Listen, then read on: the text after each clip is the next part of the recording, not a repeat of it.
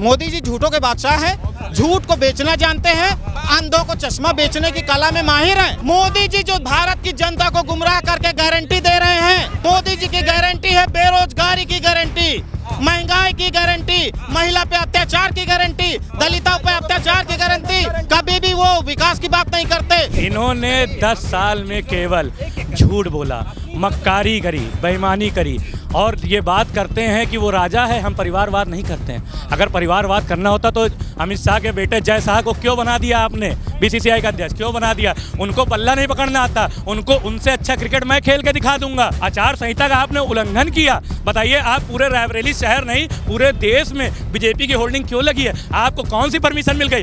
ये बीजेपी वाले आरक्षण की बात करते हैं और यूपी की सबसे बड़ी भर्ती 69,000 शिक्षक भर्ती में इतना बड़ा आरक्षण घोटाला हो गया, मगर ये एक बार भी नहीं बोलते हैं। 2017 से लेकर के 22 तक का में एक भी उत्तर प्रदेश का पेपर अगर सही तरीके से इन्होंने करवाया हो तो बताइए। 2014 से लेकर 24 आने वाला है 10 साल में सोना 28,000 से 72,000 पहुंच गया। ठीक है, पेट्रोल कहां तक कहां पहुंच गया, हर चीज महंगी हो रही है। लेकिन किसान का जो गेहूं है वो हर साल 100 ही रुपए से बढ़ रहा है, गन्ना का मूल्य नहीं बढ़ पा रहा है। महिलाओं पे अत्याचार की जब बात करते हैं तो मुझे शर्म आती है।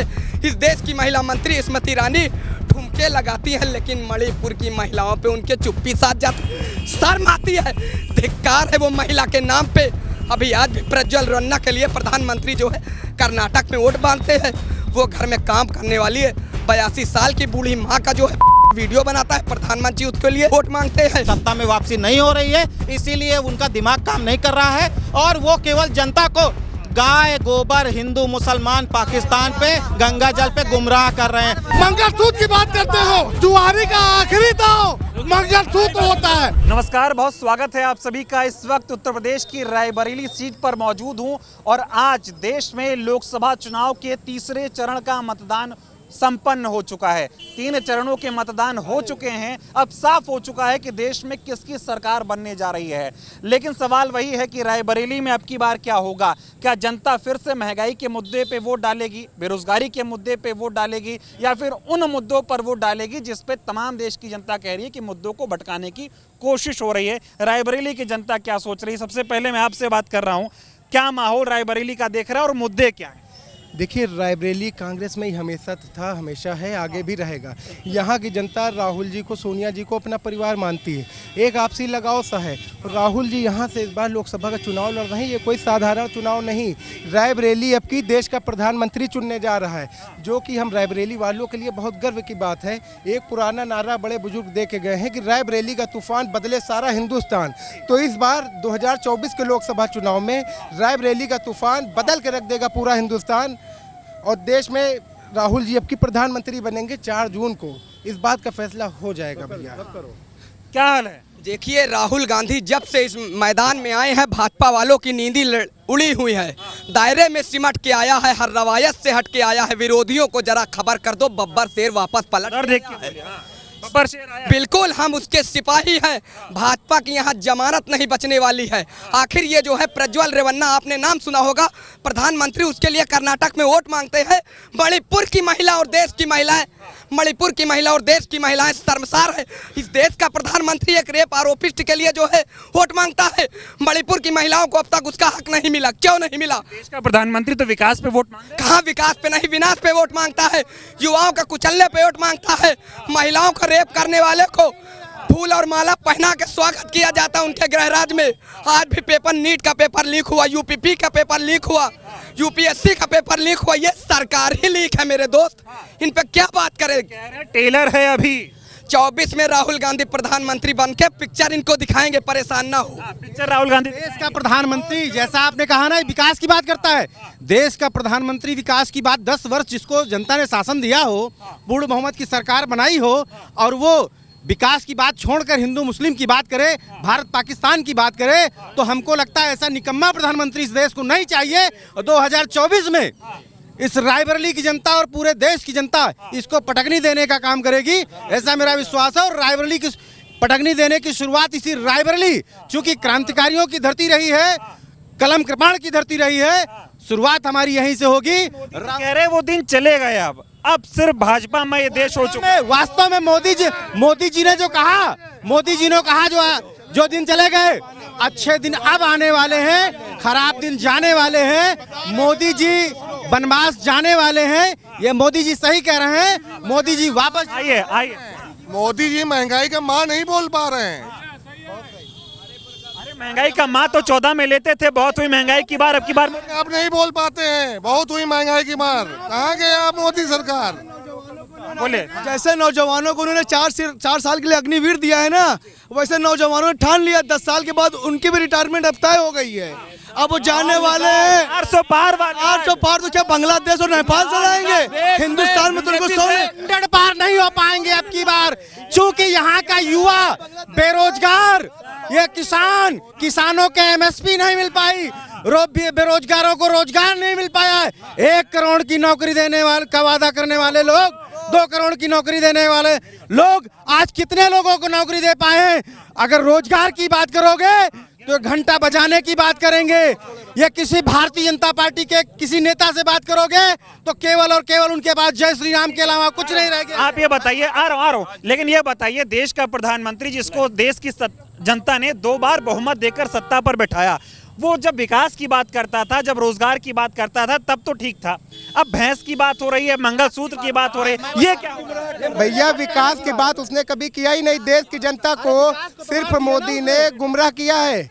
देश की जनता को सिर्फ छला है, चाहे वो रोजगार के नाम पर हो, चाहे महंगाई के नाम पर हो, चाहे शिक्षा के नाम पर। देश की जनता को सरासर मूर्ख बनाने आ गई कि जिससे मंगलसूत्र गायब होने लगा है। भैंस भी गायब हो जाएगी। भैंस कहाँ गायब हो रही है? में पड़ी है, वो भी अपनी गायब होने वाली। अब की बार मोदी गायब, अब की बार इंडिया गठबंधन की सरकार बनेगी। बताइए मोदी जी ने क्या नहीं किया? मोदी जी ने कुछ भी नहीं किया, देश को गुमराह किया है। मोदी जी ने देश को गुमराह किया है। मोदी जी ने और कुछ नहीं किया। मोदी जी महंगाई को लाए हैं। मोदी जी ने प्रजन वन्ना, मोदी जी ने भगा दिया प्रजन वन्ना को, जिसने 400 महिलाओं के साथ बलात्कार किया है। ये मोदी जी की देन है। हाँ बोले, आ रहा हूँ। ये बताइए, आराम से। आप बोल रहे हो मोदी ने क्या नहीं किया है, अब आप बता दीजिए कि मोदी जी ने क्या क्या किया है। आप पत्रकार हैं या भारतीय जनता पार्टी के प्रवक्ता हैं? हम तो सब बता रहे हैं मोदी विकास के नाम पर वोट मांगता है, मोदी जात धर्म के नाम पर वोट मांगने का काम करता है।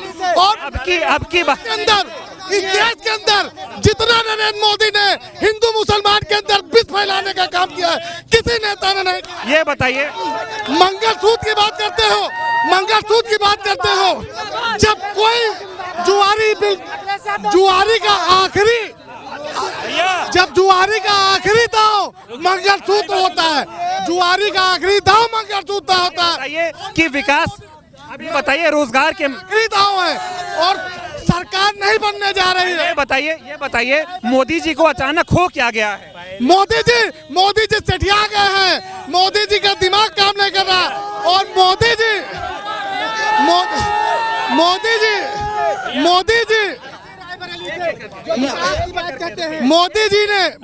जी ने इस देश के अंदर हिंदू और मुसलमानों के बीच में आपसी द्वेष फैलाने का काम किया है।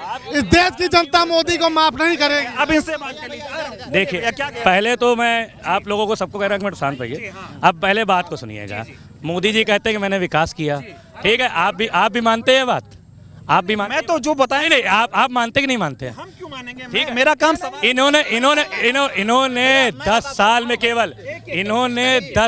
में केवल झूठ बोला, मक्कारी करी, बेईमानी करी और ये बात करते हैं कि वो राजा है, हम परिवारवाद नहीं करते हैं। अगर परिवारवाद करना होता तो अमित शाह के बेटे जय शाह को क्यों बना दिया आपने बीसीसीआई का अध्यक्ष? क्यों बना दिया? उनको बल्ला नहीं पकड़ना आता, उनसे अच्छा क्रिकेट मैं खेल के दिखा दूंगा और आप उनको जो है आपने बीसीसीआई का अध्यक्ष बना दिया, ठीक है, उनको बल्ला नहीं पकड़ना आता। आपने जो है प्रज्वल रेवन्ना का कोई मुद्दा नहीं उठाया, आपने उसके ऊपर वोट मांगा, आचार संहिता का आपने उल्लंघन किया। बताइए, आप पूरे रायबरेली शहर नहीं पूरे देश में बीजेपी की होल्डिंग क्यों लगी है? आपको कौन सी परमिशन मिल गई? चुनाव आयोग, यही सवाल जब विपक्ष पूछता है कि लोकतंत्र खत्म हो रहा है तो मोदी जी कहते हैं मैं तो गाली सुन रहा हूं, कहां लोकतंत्र खत्म हो रहा है? मोदी जी ने लोकतंत्र को केवल यहाँ पे हिंदू मुसलमान करके भड़काने का काम किया है, केवल हमारा भाईचारा किया है। ये हमारे राशिद भाई है, हम ईद पे इनके घर जाते हैं, होली दिवाली ये मेरे यहाँ आते हैं, हम दोनों भाइयों का प्रेम है। ये हिंदू मुसलमान नहीं करते हम लोग, हम दोनों मिल के रहते हैं, भाई भाई हैं। अब ये बताइए कि मोदी जी अब की बार बहुत आत्मविश्वास में है। वो कह रहे हैं, हाँ अब इनसे वो आ रहा हूँ वो कह रहे हैं अब की बार 400 पार, इसका क्या जवाब? देखिए, हमारे प्रधानमंत्री जी हैं वो, उनके लिए कोई अपशब्द नहीं कहना चाहूँगा, मगर इतना कहना चाहूँगा कि प्रधानमंत्री जो है वो बौखला गए हैं, सटिया गए हैं, उनको कुछ नहीं समझ में आ रहा है कि मैं क्या बोल रहा हूँ। अमित शाह जी यूपी में 85 सीटों पर चुनाव लड़ रहे हैं, उनको समझ में नहीं आ रहा कि यूपी में 80 है कि 85 है। पहले उनको जा करके कोई समझाए कि यूपी में केवल 80 सीटें हैं और 80 की 80 इंडिया गठबंधन जीत रही है।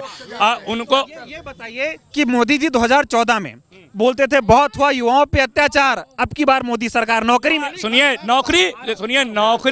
नौकरी देने के बाद माने इन्होंने भीख मंगवाना, इन्होंने कहा पकौड़ा तलो। आप सोचिए MBA चाय वाला, MBA पकौड़ा वाला, क्या करे आदमी ने बेरोजगारी करके अपना नाम कमाए।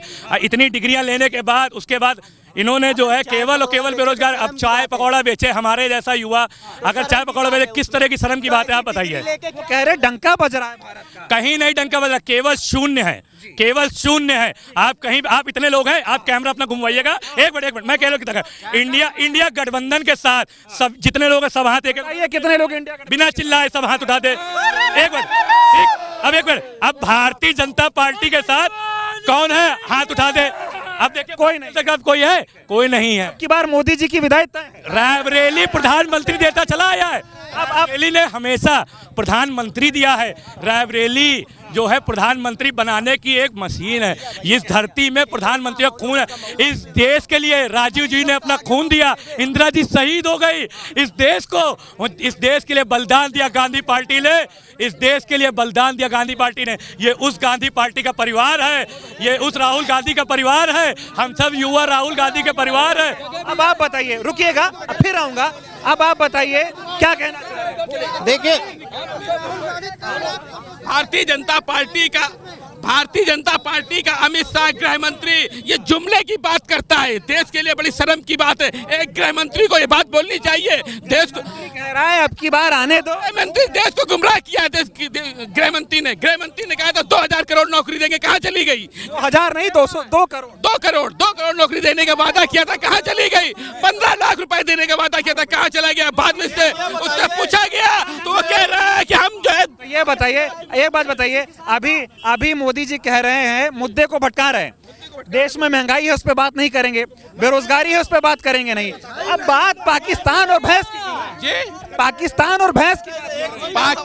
की इसलिए बात कर रहे हैं कि देश के अंदर हिंदू मुस्लिम हो जाए, बस वो देश को तोड़ने का काम कर रहे हैं। देखिए मोदी जी झूठों के बादशाह है। मोदी जी झूठों के बादशाह हैं, झूठ को बेचना जानते हैं, अंधों को चश्मा बेचने की कला में माहिर हैं। और सुनिए, मैं बताता हूँ मोदी जी जो भारत की जनता को गुमराह करके गारंटी दे रहे हैं, मोदी जी की गारंटी है बेरोजगारी की गारंटी, महंगाई की गारंटी, महिला पे अत्याचार की गारंटी, दलितों पे अत्याचार की गारंटी, मुस्लिमों पे अत्याचार की गारंटी। कभी भी वो विकास की बात नहीं करते।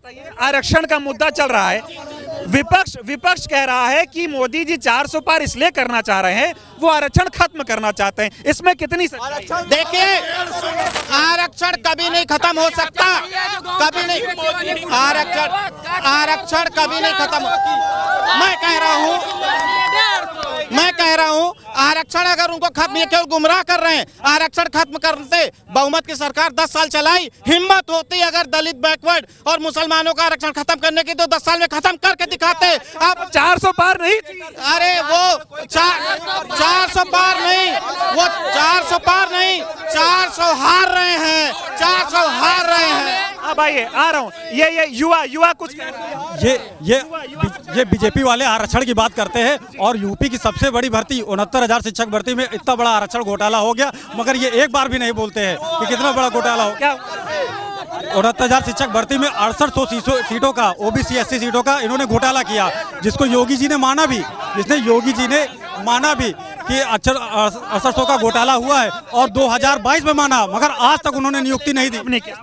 2017 से लेकर के 22 तक का में एक भी उत्तर प्रदेश का पेपर अगर सही तरीके से भाजपा एक मिनट बात करने दीजिए, सही तरीके से इन्होंने करवाया हो तो बताइए। सुनिए, उसके बाद 2014 से लेकर 24 आने वाला है 10 साल में सोना 28,000 से 72,000 पहुंच गया। ठीक है, पेट्रोल कहां तक कहां पहुंच गया, हर चीज महंगी हो रही है। लेकिन किसान का जो गेहूं है वो हर साल 100 ही रुपए से बढ़ रहा है, गन्ना का मूल्य नहीं बढ़ पा रहा है। ठीक है, आपकी सरकार थी, आपने कहा हम 14 जिलों में पीपीपी मॉडल पे 14 मेडिकल कॉलेज बनाएंगे। कहाँ गया आपका एक मेडिकल कॉलेज? रायबरेली एम्स का 40 बेड उठा करके लेकर चले गए। ठीक है, और उसके बाद ये बलात्कारियों का संरक्षण देते हैं, उद्योगपतियों का संरक्षण देते हैं। आप सबसे पहले आपकी पार्टी में अगर कोई बलात्कार कर रहा है तो उसको आप हटाइए, अगर वो कोर्ट से जीत के आता है आपको फिर अपनी पार्टी में लीजिए। जो भी नेता आता है इनकी पार्टी में, चाहे हेमंत बिस्व शर्मा हो, ठीक है, चाहे रमेश पोखरियाल निशंक हो, उनके ऊपर तो यूपीएससी से भी पेपर लीक कराने के आरोप लगे हैं। ठीक है, इनकी वॉशिंग मशीन में जाने के बाद सब एकदम दूध के धुले हो जाते हैं। इनकी वॉशिंग मशीन की क्या है, इन्होंने बीफ बेचने वाली कंपनियों से चंदा लिया। अगर ये हिंदू करते हैं तो बीफ बेचने वाली कंपनियों से चंदा क्यों लेते हैं? दोहरा चरित्र अपना रहे हैं, हिंदुओं के साथ खेल रहे हैं इन्होंने। एक मिनट, अब की बार मोदी को वोट दे रहे हो? भैया, इनको अब की बार कोई वोट नहीं देगा। यहाँ पे 5 लाख वोटों से राहुल गांधी जीतने जा रहे हैं और देश में आप जान लीजिए ये 320 सीट नहीं ला पाएंगे। एनडीए का गठबंधन छोड़ दीजिए। ठीक है, अब 400 पार का नारा जैसे हमारे यहाँ रायबरेली में फेरी वाले आते हैं, वो 400 की कुर्सी बेचते हैं और हमारी माताएं बहनें कहती हैं कि 120, वो 120 से शुरू होकर पहुँचता है 150, तो बस 150 में पहुँचेंगे, कहानी खत्म। बोले मैं रायबरेली के लोकल मुद्दे की बात करता हूँ कि पिछले 10 साल से केंद्र में और राज्य में भाजपा की सरकार है। ये सपना देख रही है बीजेपी और योगी जी कि रायबरेली में कमल खिलाएंगे। कमल किस हैसियत से खिलाएंगे? पिछले 10 साल में रायबरेली जिले को एक भी योजना नहीं दी, कांग्रेस की योजनाओं का फीता काटा और रायबरेली के साथ सौतेला व्यवहार किया। एम्स के 300 बेड चुरा के गोरखपुर ले गए। आप मुख्यमंत्री थे, आपके पास सरकार थी, बहुमत थी, आप चाहते नया एम्स गोरखपुर में बना लेते, लेकिन आपने कुछ भी नहीं किया।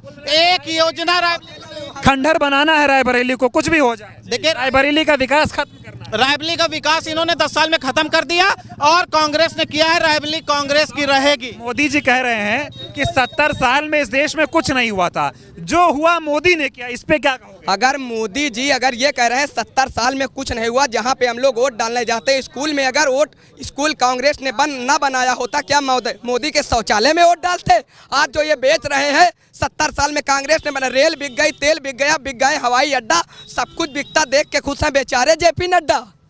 ये हालत हो गई है उनके राष्ट्रीय अध्यक्ष की।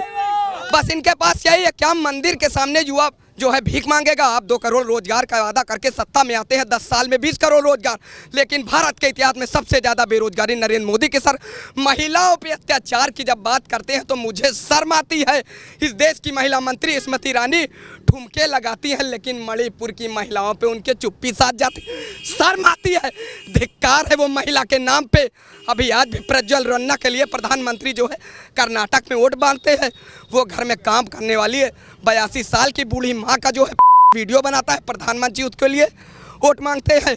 तू इधर उधर की बात ना कर, ये बता काफिला क्यों लुटा? कहाँ लुटा? वो कह रहे डंका पूरा देश लुट गया, सब कुछ बिक गया। अच्छे दिन क्या होते हैं ये अंबानी से पूछो, अच्छे दिन क्या होते हैं ये अंबानी से पूछो, या 12वीं फेल स्मृति ईरानी से पूछो। अच्छे और बुरे दिन का फर्क जानना हो मेरे दोस्त तो जाओ बेचारे लाल कृष्ण जी अडवाणी से पूछो। जय कांग्रेस। अडानी का नाम नहीं लिया आप, रुको थोड़ा 2 मिनट। अडानी का नाम नहीं लिया, अंबानी तो अडानी अंबानी सब इनके मित्र है। ना इनको युवाओं से मतलब है, ना महिलाओं से मतलब। किसानों पे तो कार से उनको कुचलवा दो, हक की 400 पार नहीं हो रहा। मोदी जी 40 पार नहीं होंगे। वो हिंदुस्तान में केवल एक ही शेर था, शेर हिंद, कंप्यूटर क्रांति के जनक भारत रत्न आदरणीय राजीव जी 400 पार। ये क्या 400 पार करेंगे? ये आपकी 40 पार नहीं होने जा। राहुल गांधी यहाँ से चुनाव लड़ रहे हैं, नरेंद्र मोदी जी देश के प्रधानमंत्री जी राहुल गांधी को शहंशाह बता रहे हैं, इस पे क्या? अगर वो शहंशाह है तो इस देश को सबको शहंशाह बन जाना चाहिए। जो शहंशाह 4000 किलोमीटर पैदल चलता है, फकीर को अपनी गोद में ले लेता है, मिस्त्री को अपने सीने से लगा लेता है, महिलाओं के साथ खड़ा था। मोदी जी में हिम्मत है तो मणिपुर जाकर दिखाए, उस उस महिला से एक प्रेस कॉन्फ्रेंस करे, आपका ही सवाल ले ले। ऐसा प्रधानमंत्री एक भी आज तक प्रेस कॉन्फ्रेंस नहीं किया। कह रहे इतना मजबूत प्रधानमंत्री नहीं। मजबूर नहीं, इतना मजबूर प्रधानमंत्री। तानाशाह है, डरपोक है, लाचार है, सिर्फ हिंदू मुसलमान की बात करता है। न तेरा है न मेरा है, न तेरा है न मेरा है, ये हिंदुस्तान सबका है। न समझे गए? सबका है। लेकिन मोदी जी कांग्रेस के मैनिफेस्टो को लेकर एक तरीके से, मैं खुद बोलूंगा, कोई हिचक नहीं है, झूठ फैला रहे हैं। उन्होंने कहा कांग्रेस के मैनिफेस्टो में लिखा है कि कांग्रेस अगर सत्ता में आई तो मंगलसूत्र बांट दिए जाएंगे, और वो भी मुसलमानों को बांटे जाएंगे। इस पे क्या कहना? मोदी जी अगर मंगलसूत्र की बात करते हैं तो हिंदुस्तान की महिलाएं जो किसानों को कुचलवा दिया, उन माताओं और बहनों के मंगलसूत्र का क्या होगा? मणिपुर की माता के मंगलसूत्र का क्या होगा? प्रज्वल रेवन्ना जो 2700 महिलाओं का पोर्न वीडियो बनाता, उनके मंगलसूत्र, खुद छोड़िए मोदी जी की धर्मपत्नी जिसके मंगलसूत्र की वो लाज खुद नहीं रख पाए, उसका क्या होगा? ये तो बता दो मेरे आदरणीय। मोदी जी झूठ क्यों बोलने लगे? मोदी जी झूठों के शहंशाह है, वो तानाशाह है, वो हिटलर बन गए। हिटलर की तानाशाही 24 में अंत होने जा रहा है। इस देश का प्रधानमंत्री रायबरेली से संसद में जा रहा है राहुल गांधी। नहीं है मोदी जी? बिल्कुल है। हम आवाज उठाते हैं तो लाठू से मारा जाता है, महिलाएं आवाज उठाती है। 69,000 शिक्षक भर्ती के लोग जो है दर दर की ठोकर। आज पेपर नीट का पेपर, वो भी लिखिए, सरकारी लीक है मेरे दोस्त। तानाशाही आ रही है। बिल्कुल तानाशाही आ रही है। मोदी जी का अंत निश्चित है। अंत अहंकार रावण का नहीं चला। आखिर ये रायबरेली की बात करते हैं, रायबरेली में इन्होंने 10 सालों में एक ईंट लगाई हो तो बता दें। 2018 लाल में तो लगाई, कहाँ लगाया? देश आप रायबरेली में खड़े, रायबरेली बताइए। इनके पास विधायक है, मौजूदा राज्य सरकार में मंत्री है, एम्स के 600 बेड को 300 काट देते हैं, गोरखपुर ले जाते हैं। 2018 में बाईपास रेल कोच का वो पुल का उद्घाटन करते हैं लालगंज में, वो टूट जाता है, अभी तक नहीं बन पाया। वो इनका इतना विकास बढ़िया है कि रोड जो बनती है, नारियल फोड़ो, नारियल नहीं फूटता, रोड फूट जाती है। ये विकास है। ये क्या हो गया है? अचानक से मोदी जी ऐसा क्यों कहने लगे कि जो कुछ हो रहा है मोदी ही कर रहा है, कोई किसी ने कुछ किया? मैं बताता हूँ, अगर मोदी जी सारी अच्छाई का श्रेय लेते हैं, दवा से लेकर के खाद से लेकर सब्जी और दाल सब्जी में फोटो छपवाते हैं, पूरा क्रेडिट लेते हैं, तो कोरोना वैक्सीन में जो कोरोना कंपनियों से चंदा खा करके उन्हें पूरी जनता को मौत के मुंह में झोंक दिया, कोर्ट में एफिडेविट दिया कंपनी ने कि इसके साइड इफेक्ट्स हैं, कंपनी ने एक्सेप्ट किया। उन्होंने आप कोविशील्ड के सर्टिफिकेट से अपनी फोटो क्यों हटवा ली? अगर उन्होंने सब कुछ बचाया था, जान पूरी क्रेडिट लेते थे, तो मौतों के भी जिम्मेदार वो हैं। किसान आंदोलन हिंदुस्तान की धरती पे विश्व में सबसे बड़ा किसान आंदोलन हुआ। 800 किसान शहीद हुए, जान से चले गए। उनकी विधवाओं के मंगलसूत्र की कीमत मोदी जी चुकाइए पहले, जो अन्नदाता किसान शहीद हुए थे। और पुलवामा में जो शहीद हुए 40, उनकी विधवाओं, जो शहीदों की विधवा हैं, उनके मंगलसूत्र की कीमत कब देंगे मोदी जी? मैं पूछता हूं, मोदी जी उन शहीदों की विधवाओं के मंगलसूत्र की कीमत पहले चुकाइए, तब आप मंगलसूत्र की बात करिए, की बात मत करिए। आपक हो रहे हैं क्या मोदी जी चुनाव में? देखिए, वो पूरी तरीके से जान चुके हैं। उनके सर्वे प्राइवेट और सरकारी जो सर्वे हैं, उनको बता दिया गया है कि आप सत्ता से बाहर जा रहे हैं, सत्ता में वापसी नहीं हो रही है, इसीलिए उनका दिमाग काम नहीं कर रहा है और वो केवल जनता को गाय गोबर, हिंदू मुसलमान, पाकिस्तान पे, गंगा जल पे गुमराह कर रहे हैं। लेकिन जनता ने मन बना लिया है। जनता चाहे रायबरेली की हो, चाहे हिंदुस्तान की आवाम हो। मैं एक आपके माध्यम से कहना चाहता हूं कि जनता को तय करना है, ये हिंदुस्तान का आखिरी चुनाव साबित होगा। अगर ये सरकार दोबारा बन गई किसी भी तरीके, तो हिंदुस्तान का संविधान, हिंदुस्तान का लोकतंत्र सब बर्बाद हो जाएगा। इसके लिए मैं बताना चाहता हूं, आवाम से एक आपसे अपील करता हूं कि हिंदुस्तान की जनता को तय करना है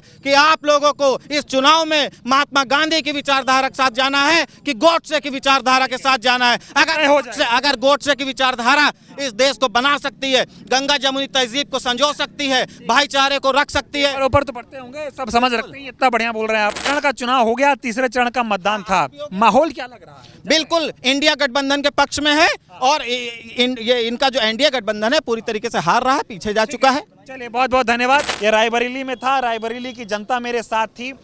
कुछ कहने की जरूरत नहीं है, आपने खुद सुन लिया। युवा बेरोजगारी से परेशान है, जो घर चला रहा है वो महंगाई से परेशान है, जो खेती कर रहा है वो सांड से परेशान है। 3 चरणों का मतदान हो चुका है, देश की जनता ने जनादेश दे दिया है, माहौल साफ समझ आ रहा है और रायबरेली जो है वो कांग्रेसमय हो चुकी है। रायबरेली की जनता कांग्रेस के साथ है। लोगों का ये कहना है कि रायबरेली वाला ये जो माहौल है वो धीरे धीरे अब पूरे देश में फैल रहा है। 3 चरणों के मतदान में देश की जनता ने जनादेश दे दिया है और 400 पार वाले नारे की बात रही तो 400 छोड़िए, भारतीय जनता पार्टी 40 पर सिमटती हुई दिखाई दे रही है, ऐसा यहाँ का कहना है। चलिए, बहुत बहुत धन्यवाद।